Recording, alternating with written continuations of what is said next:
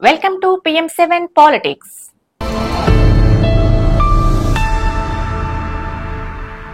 నెల్లూరు జిల్లా కావలిలో స్టాక్ మార్కెట్లో పెట్టుబడుల పేరుతో వివిధ వర్గాల ప్రజల నుండి కోట్లాది రూపాయలు వసూలు చేసిన ఘటన వెలుగులోకి వచ్చింది. గత కొద్ది రోజులుగా సంస్థ కార్యాలయానికి నిర్వాహకుడు రాకపోవడంతో ప్రజలు పోలీసులకు ఫిర్యాదు చేశారు. దీంతో నిర్వాహకుడిని అదుపులోకి తీసుకుని పోలీసులు ప్రశ్నిస్తున్నారు.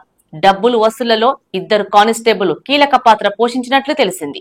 నెల్లూరు జిల్లా కావలి పట్టణంలోని మర్రిచెట్టు గిరిజన కాలనీలో అనంతార్థ అసోసియేట్స్ పేరుతో గుంటూరుకు చెందిన మహమ్మద్ సుభానీ స్టాక్ మార్కెట్ కార్యాలయాన్ని 2 ఏళ్ల క్రితం ఏర్పాటు చేశాడు. ఇందులో స్థానికంగా ఉన్న 17 మందిని డైరెక్టర్లుగా చేర్చుకున్నారు. వ్యాపారంలో వచ్చిన లాభంలో వారి స్థాయిని బట్టి పర్సెంటేజ్ ని నిర్ణయించాడు. స్టాక్ మార్కెట్లలో పెట్టుబడులపై అవగాహన కల్పిస్తామని ప్రకటనలు ఇచ్చి పలువురు యువతీ యువకులకు శిక్షణ కార్యక్రమాలను నిర్వహించారు. శిక్షణలో భాగంగా వారిలో ఒకరి నుంచి 10,000 రూపాయలను పెట్టుబడిగా పెడతానని వసూలు చేసి నెల రోజుల్లోనే 13,000 ఇచ్చారు. దీంతో నమ్మకం కుదరడంతో శిక్షణకు వచ్చిన పలువురు తమ బంధుమిత్రుల ద్వారా కూడా డబ్బులు కట్టించారు. అంతేకాక కావలి పరిసర ప్రాంతాల్లో ఏజెంట్లను నియమించుకొని వివిధ వర్గాల ప్రజల నుండి భారీ మొత్తంలో డబ్బులు వసూలు చేశారు.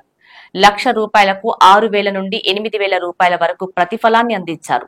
ఇక పెట్టిన డబ్బుకు అధికంగా ఆదాయం వస్తుండటంతో కొందరు ఉద్యోగులు, వ్యాపారులు, పోలీసులు డబ్బులు కట్టారు. కావలికి చెందిన 2 పోలీస్ కానిస్టేబుల్ కూడా ఏజెంట్లుగా వ్యవహరించి పలువురు నుండి డబ్బులు వసూలు చేశారు.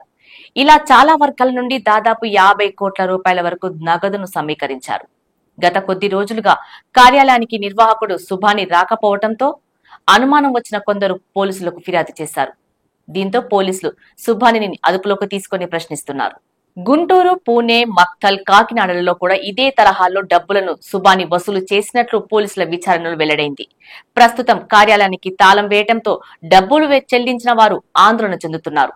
తాము కష్టపడి చెల్లించిన సొమ్ము తిరిగి వస్తుందో లేదోనని కలత చెందుతున్నారు. ప్రస్తుతం ఈ వ్యవహారంపై విచారణ చేస్తున్నామని, త్వరలోనే వివరాలు వెల్లడిస్తామని పోలీసులు చెబుతున్నారు.